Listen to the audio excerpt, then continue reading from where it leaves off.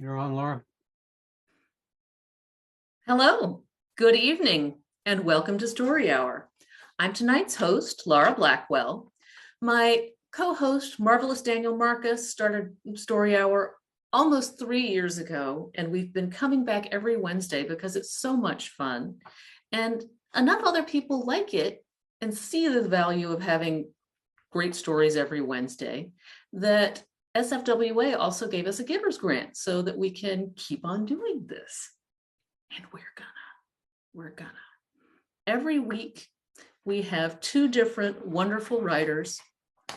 This week, we have one returning writer, Wole Talabi, and Alex Jennings also returning. I wasn't here the last time you were on, Alex, so it's a first for me. Welcome to those of you joining us for the first time. Welcome back to those of you joining us again. Great to have you here.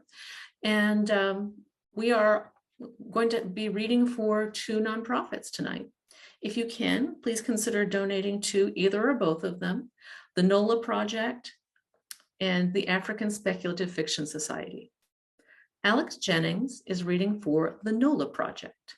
The NOLA Project is a theater company inspired by the energy of New Orleans. In 2005, while studying at New York University's Tisch School of the Arts, gosh, that sounds kind of prestigious, founding artistic director Andrew Larimer assembled an ensemble of theater artists to create a theater with the highest dramatic standards in New Orleans. Today, the itinerant company is one of the most innovative and vibrant nonprofit theater companies in the entire Gulf South, comprised of 35 theater artists with a regular theatrical season and a strong and diverse fan base. Their aim is to continue producing the very finest and most exciting theater in New Orleans and to put the city of New Orleans on the national map as a major player in the American regional theater scene. You can learn more at nolaproject.com. Wole Talabi is reading for African Speculative Fiction Society. The African Speculative Fiction Society is an informal organization of African writers, editors, comic and graphic artists, and filmmakers in the fields of speculative fiction such as fantasy, science fiction, horror, philosophical fiction, and stories that draw on tradition.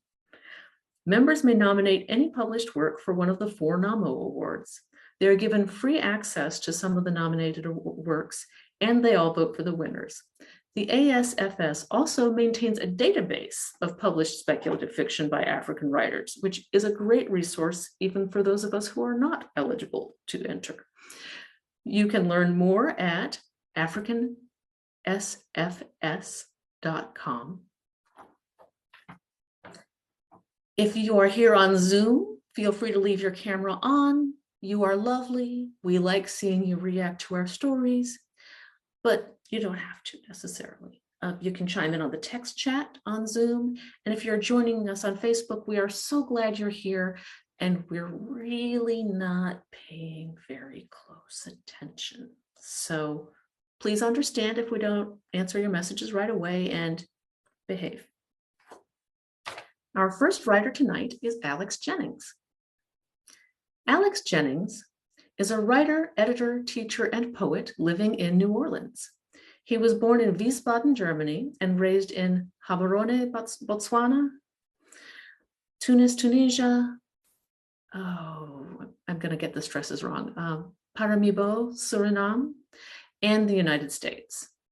He is the program director of Dream Foundry's Con or Bust, very good program, and pens a regular speculative poetry review column in the Magazine of Fantasy and Science Fiction, which most of us just call F and SF, but it's still pretty cool, right? Called Chapter and Verse. In 2022, he was the inaugural recipient of the Imagination Unbound Fellowship at Under the Volcano, a guided writing retreat held annually in Tepoztlan, Mexico. His writing has appeared in Fantastic Stories of the Imagination, Electric Velocipede, may it rest in peace, Uncanny Magazine, Fantasy Magazine, New Suns, and Current Affairs, among other venues. His debut novel, The Ballad of Perilous Graves, is available wherever books are sold. You can find him goofing around on Instagram and Twitter at, I am going to say this aloud. This is the only way I'll ever say it aloud. His handle is Magic with a K Negro. Alex, make sure you hold that cover up for us again when you start talking. He is also an instructor of fiction and popular fiction at the University of Southern Maine's Stone Coast MFA program. Wow, we've got some high-powered people here tonight. Welcome, Alex. Please unmute yourself and reveal your cover. Yes, thanks so much for having me. This is the cover to my debut novel, The Ballad of Perilous Graves, cover designed by Lisa Marie Pompilio. That must make it an Orbit book. It is Yeah. indeed. And I understand that it's on the Locus recommended reading list. Yes. Congratulations on that. So thank you. And we'd love to hear the story you brought for us tonight, Alex. Excellent. So tonight I'm going to be reading a story called The Other Woman. It appeared in the Stellar Beacon last year. And, it's kind of a short piece, but it's one that I had a lot of fun with. So, The Other Woman. The airport terminal made Laura feel as if she had arrived by time machine instead of by plane. Something in the white plaster buttresses and the analog arrival and departure boards made her think of old-fashioned sports games. What surprised her most of all was the sight of Professor Washington standing by the creaky old luggage carousel. He was a light-skinned black man with salt and pepper hair cropped close to his skull, in a shirt buttoned all the way up, wearing thick, square sunglasses. "Welcome to Tunis, Miss Quaid," he said. "Thank you," Laura said with brightness she didn't feel. The baggage carousel creaked to life and her bags were the first ones out. On the way through the parking lot, she stopped short, ducked, as a quick, dark shape flitted overhead. When she recovered herself, Washington was watching her closely.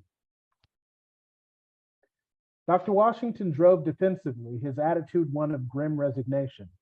During her briefing before the flight to Rome, Laura's handler had explained that traffic in Tunisia, and Tunis in particular, was terrible. Laura expected something like the chaos and unpredictability of Boston, but here, even on the highway, drivers cut quickly from one lane to another without signaling or simply rode the broken line, refusing to commit to either side.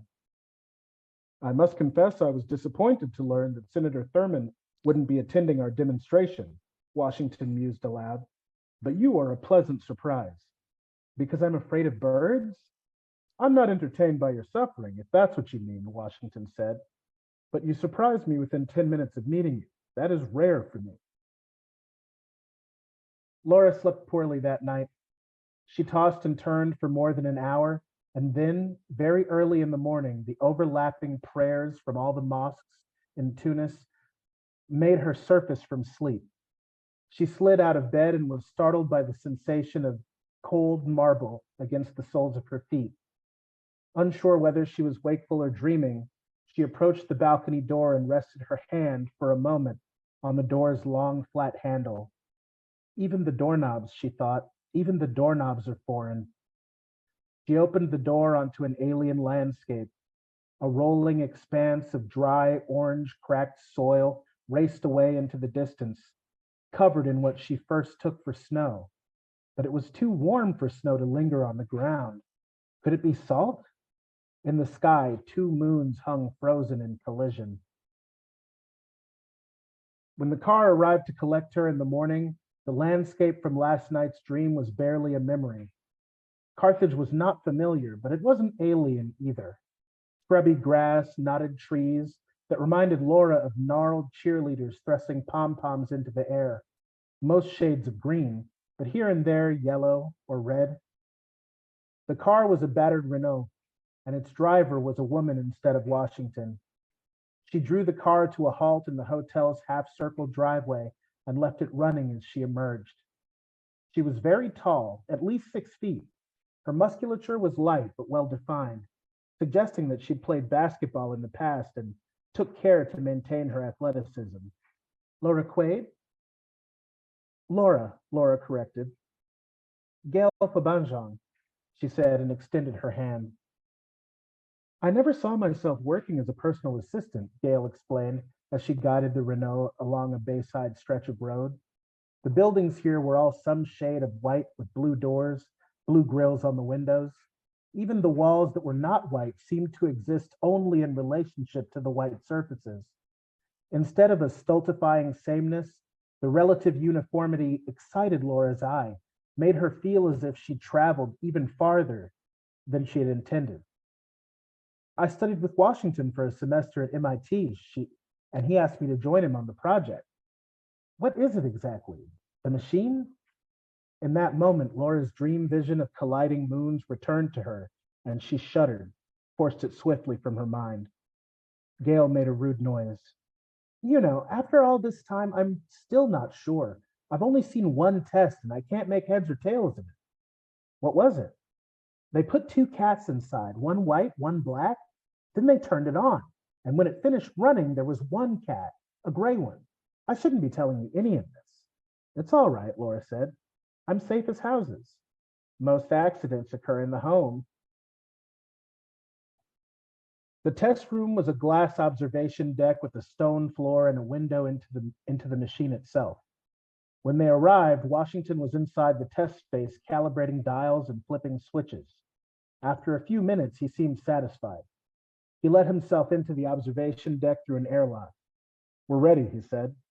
I'll have a fuller report to send with you back to DC, but in layman's terms, what we've managed to do is locate extra-dimensional cognates for particles, objects, and even living beings. Using those cognates as markers, the collapser is able to combine two similar objects or beings into a denser, stronger third. The potential is limitless. For instance, we're able to synthesize a lighter, cheaper version of carbon steel by collapsing carbon and iron. I see, Laura said, but that was barely true. Wait here, he said. I'll show you. He left the deck and returned to the testing space. He turned a dial. It was not until the air grew heavy and began to dance that Laura realized she'd been wrong. This was not an observation deck. It was the testing space. She smelled molten glass. Her fear and outrage were yanked away before they could fully form. She thought of satellites and cataclysm beyond the atmosphere. An enormous dark shape glided slowly above her, and she cowered, afraid. Raw red screams tore their way from Babajang's throat. The air was heavier than water, atmosphere on atmosphere. By the time she made her way to the airlock, Gail had disappeared. She grabbed the handle with unfamiliar hands, and instead of turning it, she pulled. When she found him in his office, Washington's aftershave smelled like lightning and broken glass. He sat with both palms resting on his desk, cornered. The collapser integrated you, he said. No more agonizing about choosing career over family. Now you've chosen both, and there are no regrets. The childhood incident from which your ornithophobia was born has not been erased, but integrated, mitigated. The woman who was no longer Laura balled her fists. Do you expect me to thank you? She growled, her voice low, doubled. Washington touched the bridge of his nose, exasperated. It was an accident, he said, again. But honestly, it was a happy one. Later, when the scientist's struggling had ceased and the light had drained from his eyes, the woman leaned in close to whisper into his lifeless ear. We weren't unified, she said. We were replaced. She emerged from the laboratory building to find that night had fallen. In the sky hung one moon, silver white, fully intact, and utterly, utterly alien. The end. Wow.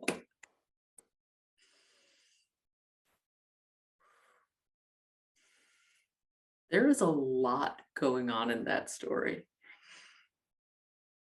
And yet you've got that puckish sense of humor throughout it as well. I really enjoyed that. Thank you. Thank you. Okay, between the two stories, we just take a breath because we need to do that. I need to do it. And that was creepy. And our next reader is Wole Talabi. Wole Talabi is an engineer, writer, and editor from Nigeria. His stories have appeared in Asimov's, Lightspeed, FNSF, Clark's World, and several other places. He has edited 4 anthologies of African fiction: Tales from the Other Night, which is a translation anthology; African Futurism, which was nominated for the Locus Award in 2021; Lights Out, Resurrection, and These Words Expose Us. His writing has been a finalist for multiple awards, including the prestigious Kane Prize, the Locus Award, the Jim Bain Memorial Award, and the NAMO Award, which he won in 2018 for Best Short Story and 2020 for Best Novella. His work has also been translated into several languages. His collection, Incomplete Solutions, is published by Luna Press, and his debut novel, is it Shigidi? Shigidi? Yeah. Is available for pre-order now. The pre-order button at Barnes & Noble does work. I tested it all for all of you, so you know.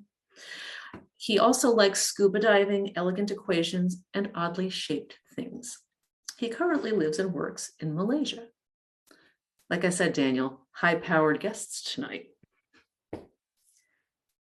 So, Wole, I understand that you brought something special for us tonight. I did. It is my most recently published story. Yeah, I think that's accurate. And it is called A Dream of Electric Mothers. It appeared in the Africa Risen anthology, which Alex also has an excellent story in Night in Tunisia, also great. And yeah, I've been really pleased with the reception to this story. It's on the Locus recommended reading list. It's on the BSFA long list. I hope people keep reading it and enjoying it. And if you don't want to read it, I will read it for you. So. What if we want to do both, Wole? You'll still read it for us, right? Yeah, I will. Yes, I'll do both. Fine. Go right ahead. All right. A Dream of Electric Mothers. 2 hours into the 3rd session of our 4th cabinet meeting on the border dispute with the Kingdom of Dahomey, my colleagues finally agreed that we need to seek the Dream Council of our Electric Mother. The Dream Council consultation ceremony is usually a somewhat elaborate half-day affair, with a chief Babalawo being called in from the Ile-Ife Technology Center a day before to run diagnostics, read the Odu, dine with the Oyo Messi, and remind us of our history and culture before we link our brains with that of our electric mother. Officially, the ceremony is performed to maintain transparency, to formally ensure that the public knows when this collective resource is being used. But everyone knows that the primary reason the ceremony was devised is to maintain a sense of continuity with tradition, because some of our people still believe that any contact with the ancestors should be mediated by Babalawo, even though they know that the electric mother isn't really the essence of our ancestors in the classical sense of the term, and that nothing more than an encrypted LifeDoc connection to the secure national memory data server and induced REM sleep are necessary to establish contact. Today, though, we vote to forego the ceremony and perform the consultation immediately due to the urgency of the situation. An efficient measure which I proposed and which was thankfully agreed to by a majority vote without too much objection. No need for all the bureaucratic jagbadantis that the government has developed a reputation for. We can make a full report after it's done. Besides, I've been waiting over a decade for an opportunity like this, and I don't want to wait another day if I can help it. Are you okay? I asked my colleague, the Honorable Minister of Information, who is fiddling with his bronze-framed spectacles nervously as we exit the white-walled womb of the secure ministerial conference room. He was one of only 2 dissenting votes in the cabinet and the only member I've ever engaged with on more than professional politeness since I was appointed by the Alafin 3 months ago. This is the first consultation I'll be part of, but the records show that he voted against the previous 2 as well. I've come to like him, but I find his apparent resistance to the consultation curious. especially since he's the one that will be responsible for the report once we are done. Jibola shakes his head. The sound of his shoes are a metronome against the marble floor. No, I'm not okay. And I maintain my objection. I really don't think this is necessary at all, at least not yet. It's a border dispute, not some brand new crisis. We can and we should figure this out ourselves. He pauses. And then, besides, these consultations always leave me feeling somehow. How somehow, I ask. Like it never really leaves my head, you know? Even after the voice or something, it's still there. You know what I mean? No, I don't actually. I lie. I have read classified reports of others who made similar claims, who thought they heard the voice of the ancestors in their heads or relived experiences from the consultation long after they were disengaged from the server. I don't say anything to Jibola about this because I know it's not possible. Not really. Whatever they think they heard or perceived were probably just electric echoes in their brains, like visual after images that persist in our vision after overexposure to the original image. It's an adaptation of the brain to external stimulation. At least that's what the military intelligence reports that reviewed, the military intelligence officers that reviewed the reports concluded. And it's a conclusion I completely agree with. I don't have fond memories of my time at the military engineering school or with the Army Corps, but I think that having a background in engineering gives perspective on these kinds of things. Jibola turns his head and looks at me like he's trying to scan my brain. And then he says, well, I hope it just doesn't happen to you too, before turning away and walking a few steps ahead of me. He's short. He'd stand shorter than I do if he didn't have his Ashoke fabric cap on, with large sensitive eyes and an incipient pot belly that is starting to swell below his agbada. In a way, he reminds me of my father, at least the version of my father that existed before the spacelift accident, not the broken, bloody version that spent his final 75 hours in and out of surgery as an army of Babalawos tried to save his life, while my mother and I watched and prayed and cried to all the Orisha to save him. That's what broke her in the end, I think. Not the unexpectedness of the accident, but the brief period of hope we held on to before they came out of the operating theater and told us he was dead. In some way, the accident is what killed both my parents. Jibola and I are the last ones to reach the elevator. A red light appears, and the door materializes from nothing as its constituent molecules are telecargoed into place. It almost makes me jump back with surprise, but I don't let it show. I don't think I'll ever completely get used to building sections being beamed into or out of place on demand. I meant what I said, Jibola says as we descend quickly into the carefully calibrated control of the building AI. He's mumbling to himself. We can figure this out ourselves, we should. We've been navigating these border issues with Dahomey on and off for centuries now. I lean in and whisper, maybe that's why we need help, so we don't have to keep negotiating with them for centuries more. Funny, he snorts, waving his hand at me like he's swatting away invisible flies. But I don't think you see the point I'm making. We keep returning to our electric mother instead of fully considering, debating, and thinking about our points to arrive at a consensus whenever there's any threat to the peace. He seems a bit more agitated than usual. Perhaps the stress of the issue is getting to him, even though I'm the one that will have to send troops into battle if the situation really deteriorates. I'm the young, newly appointed Minister of Defense, only the second woman in the history of the Republic to hold that position, and I may have to manage a war already. Besides, I've never done this before. If anybody should be stressed, it's me, and yet I'm not. I have other things on my mind. That may be true, but does it matter, I ask? We'll get the best possible advice in the shortest amount of time this way, with the least amount of acrimony. Well, maybe you need a little bit of acrimony to be sure you're running a republic properly, especially when lives are at stake.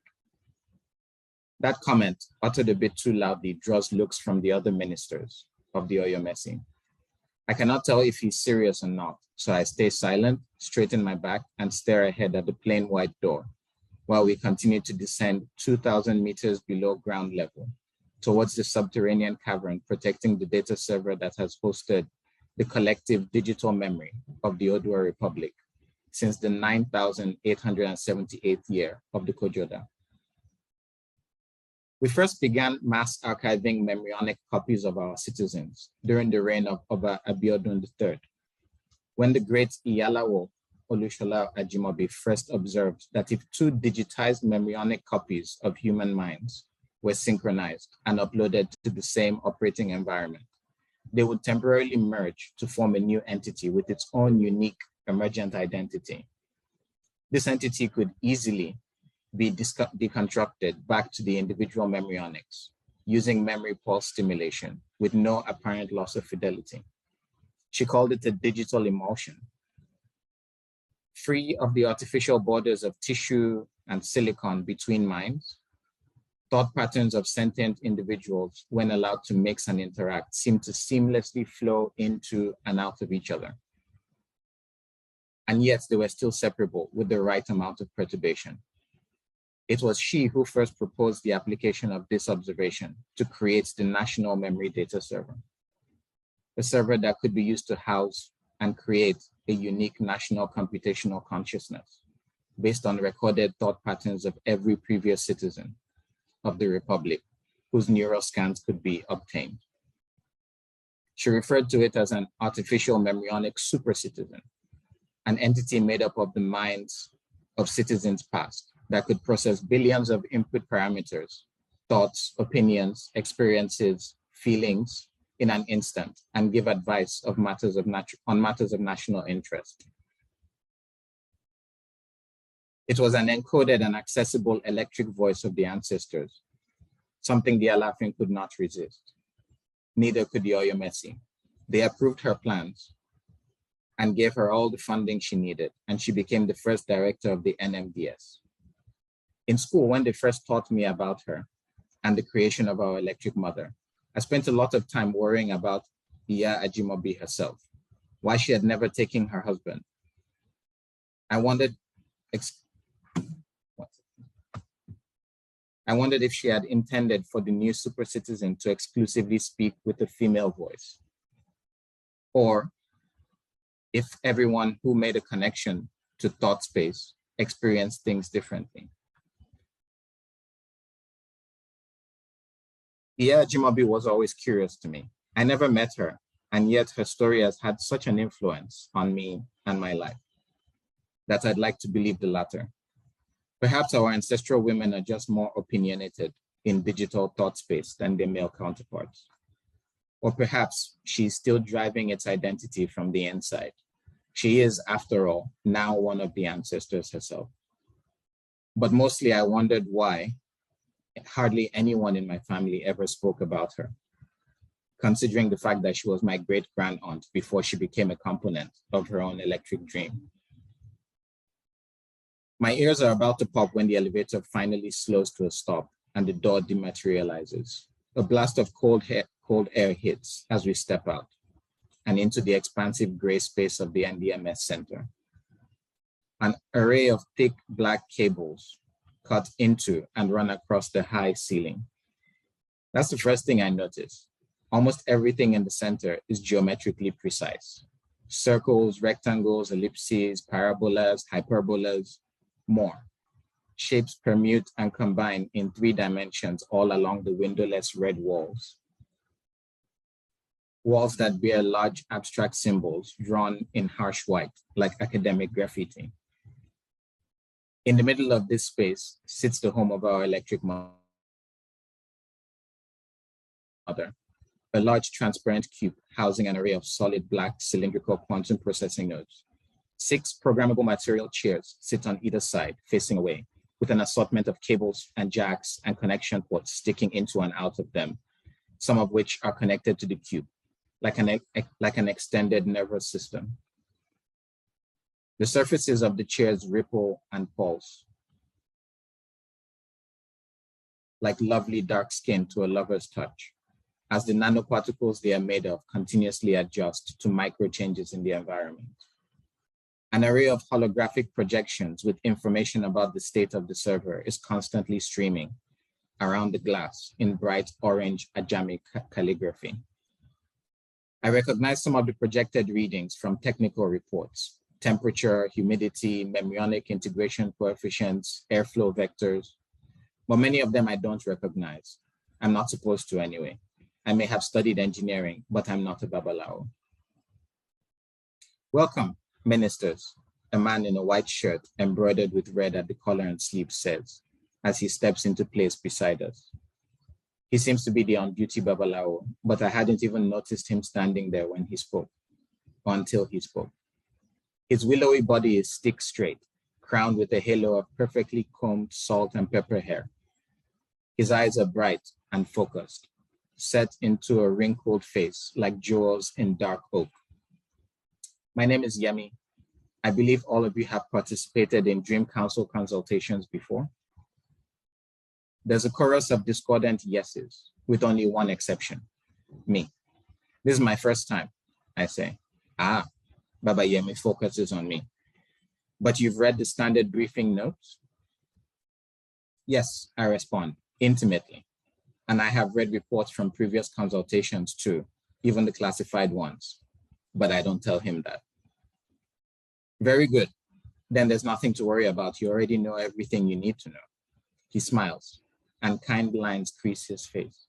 Just relax. I will initiate the encrypted neural connection to your life dock, and once the connection is made, the signal will be sent to your hypothalamus. You shouldn't feel anything unusual. It's just like falling asleep.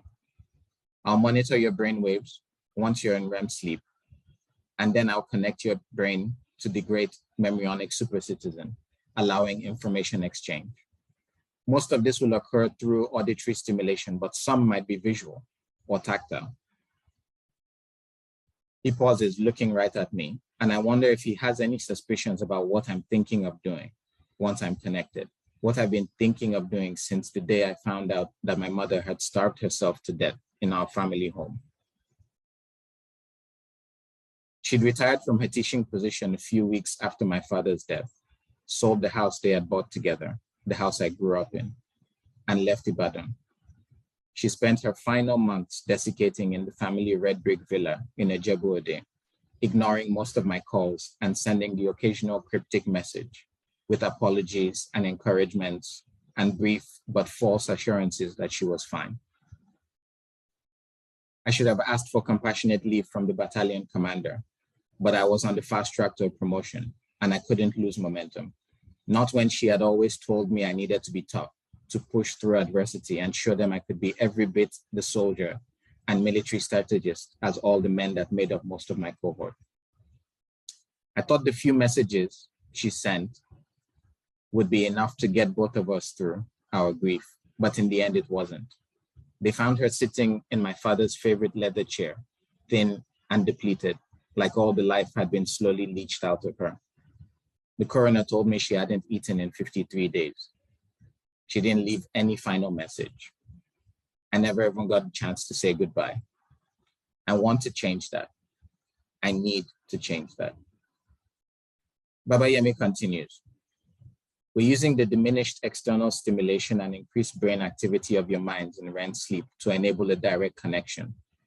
This is useful, but it means that the connection sometimes takes on the inconsistent and unstructured qualities of a dream. Some of you may have experienced illusions before. It can seem very unusual and perhaps frightening. I know, but don't panic, no matter what happens. Just ask your questions, receive your answers. Open your minds to the ancestors and they will guide you. That's it. I nod my understanding at him, masking my plan. I know all this, I just haven't experienced it yet. How long will the session take? The energy minister asks. They're the oldest surviving member of the cabinet and often concerned with time, so I'm not surprised. You'll all enter REM sleep at different rates, depending on your unique brain chemistry and the response to direct neural sleep stimulation. But we hardly see any consultations taking longer than 5 minutes. Baba Yemi replies, once you're in REM sleep, the consultation itself will be very quick. However, I will use a neuromodulation protocol to try to synchronize your experience as a group. Thank you. they say. Baba Yemi holds up his finger and flicks it like it's a lever. One more thing. Don't worry too much about the details of your consultation. All of you should receive the same answers, regardless of how you ask the question, as long as it is indeed the same question. We count on it. It's a good control procedure to see if there's any alternative or minority report of the consultation conclusion. I'll manage the debriefing session once you're done.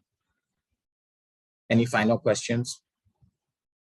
I look around and catch an earnest look in Jubala's eyes, like he's about to ask a question of his own, something that could delay this consultation. But then he changes his mind and looks away. Great. No more questions? Then follow me. I'll make the connection. Jubala takes what I imagine is a resigned step forward, and I exhale as we all move forward to the chairs surrounding the glass cube and take our places. Out of what I think is sympathy, I take a seat next to Jubala. I think it'll be nice if he sees the face of a friend when he emerges from thought space, just in case he's having those illusions again. Or maybe I'm lying to myself and scared that I'm the one that will need the comfort of a friendly face once we're done. The moment is so close at hand, I'm starting to feel nervous. Baba Yemi adjusts cables, presses keys, checks displays, all while we sit there quietly, the hum of the servers constant and soothing, like waves on the beach. When he comes to me, he smiles, his kindly smile, and asks, "Are you ready?" I think open my life dock port and tell him, "I am. I've been waiting for so long." "Good," he says, straightening up, and then he moves away. I stare ahead at the symbols on the walls, and I know they represent something about the unclear nature of our connection to our ancestors, but I cannot place what it is exactly. I read about it when I was researching Iya Ajimobi's work on modern Ifa theory, and I'm still trying to remember what I read when something slides into the open life dock port at the base of my spine, at the base of my neck, sending what feels like a pulse of pure ice into my spine. My vision goes blurry, my body limp, as the programmable material chair adjusts to cradle me like a child falling asleep in its mother's arms. My consciousness starts to fade. The last signal I'm sure my brain receives from real space is Baba Yemi's voice repeatedly chanting in calm, confident Yoruba, "Relax and open your minds to the ancestors. Relax and open your minds. Relax." Darkness.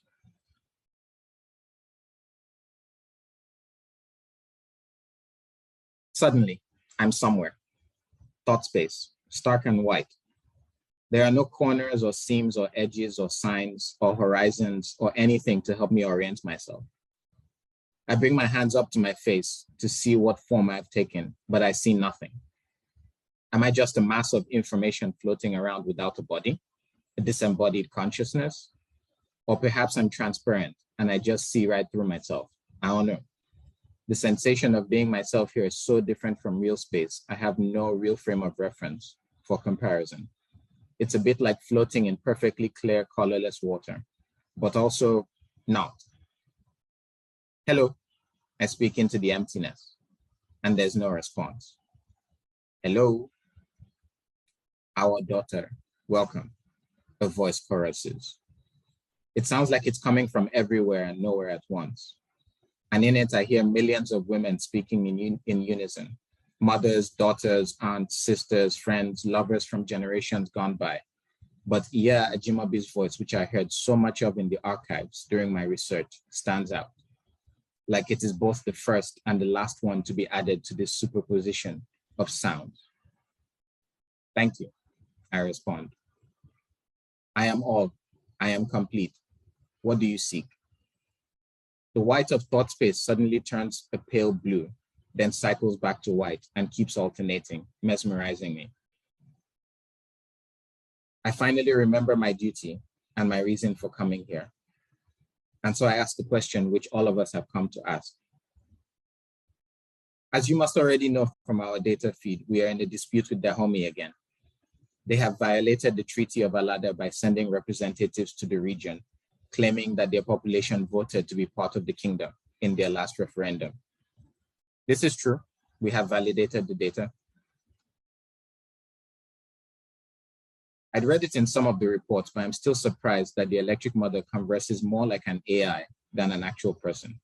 I suppose I have been anthropomorphizing her for so long that I started to expect a conversational human response. It's easy to trick your mind into things. I continue. They claim they want to renegotiate the treaty, and so far there has been no violence, but this is clearly a threat. We cannot allow them to just take away control of our region. It's part of our republic. That is true. Territorial integrity must be maintained. We need to take it back. But if we send in troops, we risk another war. This is also true. The probability of war exceeds current national security thresholds for conflict prevention. A bit tired of the constant agreement, I ask finally, I have come to ask for your guidance. What should we do? Thought space adds a new color to his cycle, deep, dark green, like moss, and then continues to alternate, white, blue, green. Military confrontation with Dahomey is inevitable. Projections indicate that the probability of war increases with time. Projections indicate that probability of successful invasion will decrease with time. The best course of action is to invade now, take control, while our chance of success is highest. I'm more shocked than I expected to be. The electric mother typically highlights considerations that have been overlooked, points out trends in data that have not been cross-referenced or seen clearly. And as a result, it usually doesn't provide simplistic answers. This, a basic analysis with a simple conclusion, is not what I expected to hear. A straightforward push to war. I don't want to believe that this is the best advice we can receive. I wonder if the other ministers are hearing this and thinking the same thing I am. But to initiate a war would go against the Alafin's policy of continental peace and cooperation. Besides, it will violate the will of the people in the territory, and our own people's lives could be lost. That is true. More agreement. Another color joins the cycle now, red. Surely there must be better options, I ask. That is not true. All considerations have been included in the evaluation of the situation. An extended negotiation will only delay war. Invasion is the best course of action. It will maximize probability of Republic Life Quality Index remaining above 83% for the next 1,000 years. There are no better options for the overall good of the Republic. This feels wrong. I don't know why exactly, it just feels wrong, like a badly constructed response based on fear, not logic. Like something one of our ministers would say during our debates. But I don't know what else to say, and I have done my duty. So I decide to finally attempt the thing that has been increasingly stepping out of the corners of my mind since my mother died, since I proposed this consultation. Okay. Yeah, Jimobi, are you in there? I've always wondered if she could distinguish herself from the super citizen, even briefly, completely separate and float to the surface of this churning ocean of data and memories and instincts and thoughts and feelings. Her research notes indicated she thought it was possible, that one or more embryonic records could sometimes take over the digital super citizen for brief periods. I am all, comes the response. Apparently not. I'm disappointed. If any mind could do it with any measure of control, I was sure it would be hers. Yeah, Jimobi, can I talk to you? Just you. I am all. I've never been the type to give up easily, and I'm not about to start now. Not when I've been waiting for so long, when I'm so close. Yeah, Jimobi, please, if you can hear me, I need to talk to you, I say, not willing to lose the chance. And then I add, it's me, your great-grandniece, Brigadier General Dolapo Balogun. Please, I need your help. And then I break into rapid Yoruba using her Oriki, her traditional praise greeting, which I have been practicing to remind her of who she is and of who I am to her. Olushola Ajimobi, daughter of the great warrior clan, the one who gathered the threads of her people's minds and wove a new Orisha dream. Olushola, daughter of the moon and the sun, the one whose eyes deciphered the secrets of Ifa theory and wrote the name of her family in the heavens. Please, answer me. There's a deep, overwhelming silence, then a pause. The cycles of color seem to speed up: white, blue, green, and then red, red, red. I can sense an abstract pressure on my consciousness, like something is struggling to manifest itself in my mind, but can't. The pressure grows and grows until it becomes something like pain, overwhelming, like I'm diving deep underwater without equalizing. I begin to see the symbols from the wall of the data server room scroll past my vision, like falling rain, but I still don't remember what they mean. A rattling sound like an akwele being thrown accompanies the falling symbols, and the cycling colors come closer, approaching me somehow. I try not to panic, but it's hard to keep my composure without my body, without being able to apply all the techniques they taught me in the Army Corps: closed eyes, steady breaths, stillness, mental focus. Here, my mind is skinless and exposed, with all of these sensations and stimulations flowing in unrestrained. It all becomes too much, and I'm about to let out something like a scream when finally it stops. Thought space is white again, and there is now a giant head in front of me, projected vividly like it has been sculpted from pure light. I recognize the wrinkled oval face, sharp-chinned, wide-nosed, wise-eyed, with a crown of plaited gray hair.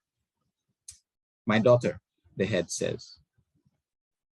The voice is not a chorus, it's hers, just hers. Iya Jimobi, I cannot contain my excitement. Dolakbo Abimbola Titi Lokwe Balogun, I've heard you. You're one of my brother's great-grandchildren. I've tracked you in the data stream. Your Ori has guided you well. You have done the family proud. I feel myself fill up with emotion, and I'm still struggling for words to respond when she continues. Child, we must either be all or none. There is now a steep memionic gradient. I cannot maintain this unstable state for long. How can I help you? It's strange not being able to exhale and relieve what I feel as that sense of pressure in my chest. There's so much I want to ask her, so much I want to know, but I have to focus on the reason I came. My mother, I need to talk to her. I just need to ask her why and maybe say goodbye. Her mind is here. Yeah, Jimobi's face seems to flicker like the light is projected from, like the light it is projected from just experienced a power surge. My daughter, even if we can do what you assume, surely you must know that it's not truly your mother here with us. None of her essence, her Ori, is here. Only records of her memories and knowledge and a record of neurochemical pathways that primarily drove her emotions. I know, ma, but you came to me, you came. If there's enough of you here to answer the call of your kin, then I believe there's enough of her to tell me what I need to know. I have to hope it's enough. She flickers once more. That face I've studied so much since I was a little girl. At first, solely because I wanted to be like her, brilliant, full of life, independent, strong, and later, because I wanted to find something in her notes that would lead me to this, my last chance to speak with my mother. I know you designed the architecture of thought space. I know you can help me, I tell her. Please help me. The light flickers again and her face fades. I will attempt to retrieve your mother's records and establish a direct connection to you, but I don't know what form it will take or how long it will remain stable. Thank you. I think I'm shouting, but I'm not sure. Thank you for thanking me, she says with a smile. And with that, she is gone. Thought space suddenly seems to gain dimensions, directions, a sense of solidity. It's only then that I notice that I'm falling. I'm falling through what seems like a vast wall of nothingness. My legs are tumbling, and I try stabilizing myself by spreading my arms and puffing out my chest, facing the oncoming emptiness. It looks like it's just starting to work when I see it appear, a square of green and red in the middle of nothing. I close my eyes and brace myself. My landing is hard, but silent and painless, even though it throws up a mass of compact red soil and displaced elephant grass. I stand up quickly, brushing the dust off my body, and I see a small red brick hut with a thatched roof ahead of me. I can smell effery and honey tea, her favorite. I know where I am. I'm outside the hut that sits at the center of our village, the one that my great-great-great-grandfather, Oluseyi Balogun, built with his own hands. The hut that had sprawled and would eventually become our family compound. The hut where I used to play games with my cousins every year during the Olojo festival. The hut where my mother had finally gone to die. I cannot linger, I don't have time. I sprint to the thick wood door and knock, remembering that she hated it whenever anyone came in without knocking. The door swings open on rusty hinges before I finish knocking, and so I enter. The hut is mustier than I remember, but everything is where I expect it to be, except the sight of her sitting in my father's favorite leather chair and staring at me with a steady smile.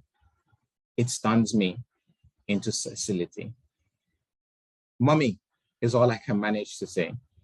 Her large brown eyes, lustrous hair, full cheeks, they're the same as when I saw her last, 2 weeks before my father's funeral. 2 weeks after my father's funeral, the day I went back to the battalion base. She rises and I step forward to engulf her in an embrace. Her warmth suffuses me and I allow myself to steep in it.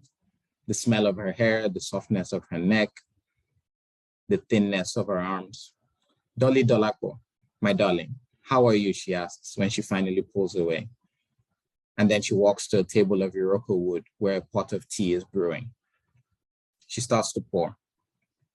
It doesn't feel like this is thought space or even a dream anymore. This feels real. "I'm fine," I say out of habit before catching myself. Actually, I'm not fine. She hands me the mug with a look, and then I take a sip. It's sweetness and bitterness dance on my tongue. I realize that my sense of urgency is gone. I've almost forgotten that this place is unstable and that Iya Ajimobi is giving me every precious second here. I can't waste it.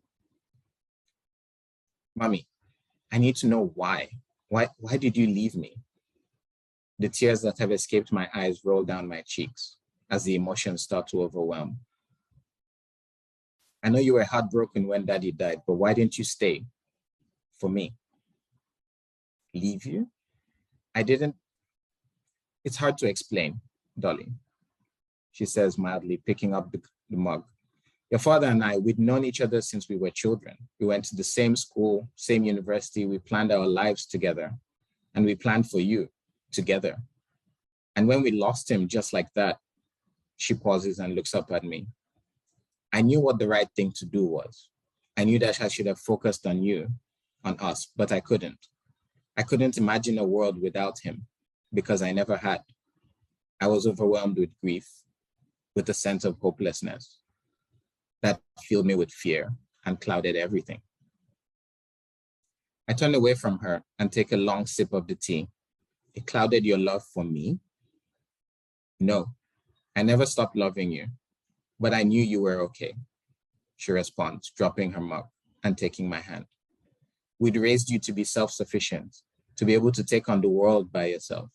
You were our strong Dolly," she says, her voice soft. "I knew you were strong enough, even if I wasn't. I was only strong because I had you and Daddy. Without you, I've been..."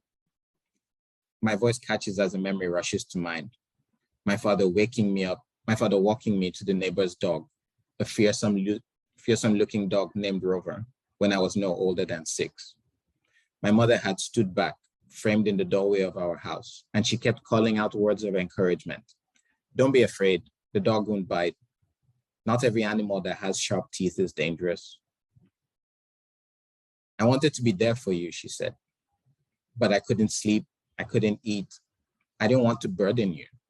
I knew you would have thrown away your entire career just to come and try to care for me. And if that happened, I would have only hated myself. As she speaks, I remember wondering why she wasn't coming with us to play with the neighbor's dog that day, why she was trembling, shaking visibly. I'd put my hand on the dog's neck and he barked, but my father held it there, telling me to be gentle but firm and don't act out of fear. Not every animal that has sharp teeth is dangerous. So I held, and the dog eventually warmed to me. And when I turned around to show my mother my new animal friend, she'd already shut the door and gone back into the house. I just couldn't go on, Dolapo, she says, but I knew you could. Please understand. I think I'm starting to. She raised me to be the woman she'd always wished she was, the image she'd idolized but never become, like Iya Ajimobi, strong, fearless, confident, independent. She was none of those things, but she wanted me to be. And on some level, I think I understand that now, the depth and complexity of emotion that drove her to do what she did. In the end, she couldn't fight her own emotions, but she trusted me to be able to fight mine. Mommy, I miss you so much. I know, and I love you, Dolapo. I have since the moment I first felt you inside me. You're a better woman than I was. I hope you know that. And that's all I ever wanted for you. The tears fall as we fall into each other again, and I hold on tightly. I don't care about the border with the homie or cabinet meetings or thought space or dreams or illusions anymore. This is all I have left of my mother, imperfections, complexities, and all. And I want to hold on to her with every fiber of my being for as long as I can. My head is still nestled in her shoulder when I open my eyes and notice that the chair, the mug, and all the assorted furniture around us are starting to elevate off the ground. The warmth of her body suddenly turns cold. No. I disengage and look into her eyes. She's perfectly still now. There's an emotion frozen in place like sadness set in amber. Her lips start to move, but it's only Iya Ajimobi's voice that comes to me now, strained and stretching like it's being pulled. We have reached a critical memryonic gradient. I can no longer maintain this unstable state. I know this is the end. And then she says, I hope you heard what you needed to hear. I know this is as much as I'm going to get, and for it, I'm grateful. So I say, yes, thank you for everything. Thank you for thanking me. My mother's lips move with the voice of Iya Ajimobi, and somehow it seems right. And you know, the voice adds, that dog, it bit your mother when it was still a puppy. I'm taken aback by the fact that she could sense my thoughts, but then I realize I shouldn't be. My mind is completely porous and open to her here in thought space. Still, I wonder, why did she lie? She didn't lie, she just didn't want you to be afraid, only because she was. Of course, I think I understand. Good, don't hide from your fears or doubt, embrace them. And I hope you heard exactly what you need to hear. Before I can reply, the digital version of my family heart is gone, like it's been painted out of my vision in one broad stroke. I'm plunged back into the absolute directionless whiteness of empty thought space, disembodied and alone. The rattling sound returns, and the last thing I hear in thought space is her voice, once again accompanied by the chorus of memryonics exploding into my consciousness. Exactly what you needed to hear. I shoot out of thought space like my mind is a missile, and my eyes fly open in real space. I immediately collapse to the floor, vomiting everything I ate for breakfast and retching until I'm so weak and empty that I feel separate from my body. I'm not sure if the feeling is real or an illusion carried over from memory, or just an electronic echo, this voice I hear in my head. I can feel Baba Yemi's hands on my neck, trying to hold my head up to get me some air and close my life dock, but I cannot see his face. The edges of my vision are dark and woolly, and I know I'm probably going to pass out. Darkness. When I come to, I'm staring up at the white ceiling of a conference room, and I almost panic, somehow thinking I've returned to thought space. But then I see the corners and the edges, and I look down to see my fellow ministers seated around a long table with light screen voting panels in front of us, Baba Yemi at the head. They're all staring at me, chattering to each other or shaking their heads. "Welcome back," Jibola says when our eyes meet. I smile. It is good to see a friendly face after all that.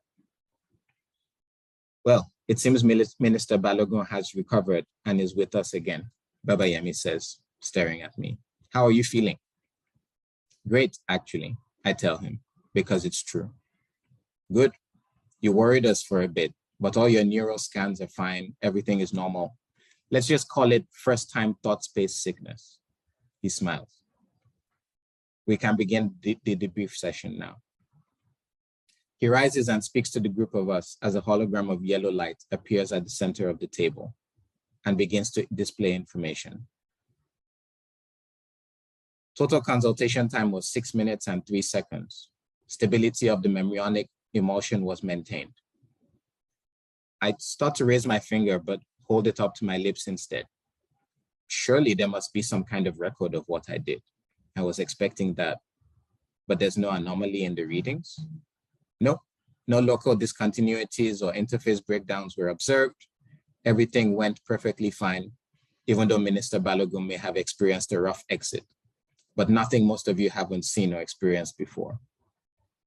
So I believe you all should have received the same answers to your queries. Accordingly, I open the floor for a motion, after which you may vote. I look around and that's when I notice it. They're all hesitant too. They must have gotten the same advice: go to war. No one wants to believe the advice of our electric mother could be given this simply. But the circumstances are dire, and resistance from Alaufe will surely follow. So no one wants to admit what they must know, what we all know. The silence grows sharp and piercing, and I think of my mother sitting in our ancient family hut, unchanged after hundreds of years, contemplating a life without my father, a life she couldn't even imagine. Can I imagine a world where we don't honor the dream counsel of our electric mother? Exactly what you needed to hear. The voice in my head is clear as a talking drum. Or is it an electric echo? As a flood of emotions begin to blanket my mind, I think of my mother standing in the doorway of our Ibadan house, telling me the dog wouldn't bite, even though he'd bitten her in the past. And I start to wonder what it means to help someone you love, to give them good advice, to help them become the best version of themselves that they could be, perhaps even better than you. Perhaps sometimes a useful lie is the best way to point someone in the direction they need to go. My finger goes up, confidently this time. I propose that we put this consultation on hold and reconvene our original cabinet session. We can continue our deliberations ourselves until we reach a consensus. I can feel the eyes of all the other ministers on me like lasers, but I keep my focus on Jibola, whose face breaks out into a smile. I think he understands now, just as I did, why the electric mother told us to go to war. I expect an uproar, at least some objection, some protest. But there's nothing. The silence reestablishes itself. I scan the room quickly and take in an assortment of expressions, but the only one I cannot read is Baba Yemi's. The only thing I'm sure of is that he does not seem surprised at all, even though I don't remember reading any other consultations reports, which were frozen at the debrief stage. When he finally speaks and breaks the silence again, his words are clear and deliberate. The motion is moved. I put it to you now, ministers of the Oyo Mesi. Do you wish to put this consultation on hold? Your voting panels are before you. Yes or no? I watch as the votes are entered, a light stream of encrypted data being beamed into the central hologram. And as I do, I start to wonder if I ever actually reached Iya Ajimobi and my mother at all, or if the digital super citizen our collective electric ancestor, simply showed and told me exactly what I needed to hear. The lights continue to weave themselves together. I enter my vote, and when the weaving stops, the light in the center displays a unanimous yes in bright yellow Ajami calligraphy. The end. Thank you so much, Wole. You made me I cry know it was a long again. one. Not as hard this time, though. I promised I would try not to make anyone cry. I think the story ends hopefully. It does. It does. There was a lot of emotion there in the middle. And you never have to apologize for making me cry with a story. Yeah, I know it was a bit of a long one, but it's a story that's close to me as well. There's little bits of me woven in there. So I hope you all enjoyed it. I enjoyed it very much. Thank you. And Alex read something short, so this works out just beautifully. Thank you both. Come and see us again next week, everybody. Next week we have Elmarie Wood and Toby Ogundiran. And we've had them both on before. They're both wonderful. And I recommend checking storyhour2020.com just in case of any last minute changes, and also to see who's coming up next. Alex, Wole, thank you both so much for these wonderful stories tonight. Thank you so much for having me. This was great fun. Thank you. It has been our honor and our pleasure. Thank you as well to my wonderful co-host, Daniel Marcus, without whom there would be no story hour for any of us. A horrible thought. And also thank you to SIFWA for the grant that helps us keep the lights on. And all of you who are here now, all of you who are watching this at some time in the future, thank you for being part of Story Hour. Good night.